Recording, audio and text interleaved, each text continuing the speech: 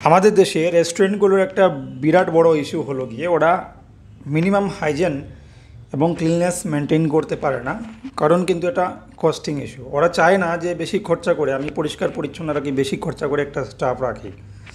তো বেশিরভাগ ক্ষেত্রে দেখা যায় cloud kitchen, quick commerce company এগুলো খুবই কম স্টাফ রাখে এবং এগুলোতে প্রচুর প্রেশার থাকে স্টাফদেরও। আর আরও কিছু বিষয় আছে, কিছু স্টাফদের নিজেদেরও সমস্যা আছে।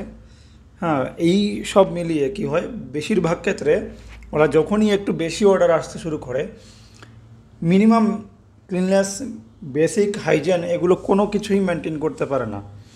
রিসেন্টলি কি হয়েছে, মহারাষ্ট্রের একটা জেপ্টো ক্যাফেতে হাইজেন ইস্যুর জন্য ওদের লাইসেন্স বাতিল করা হয়েছে।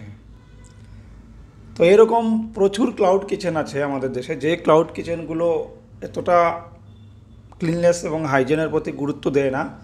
জাস্ট ওদের শুধু থিঙ্কিং এটাই থাকে যে ভালো করে রেভিনিউ জেনারেট করব।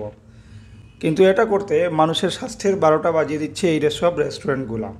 তো যখনই আপনি অনলাইনে অর্ডার করবেন তখন কিন্তু আপনাকে এটা সাবধানতা অবলম্বন করতে হবে যে কোনো চেনা জানা রেস্টুরেন্ট থেকেই আপনার অর্ডার করা উচিত। তাহলেই আপনি হয়তো একটু ভালো কোয়ালিটি ফুড পেতে পারেন।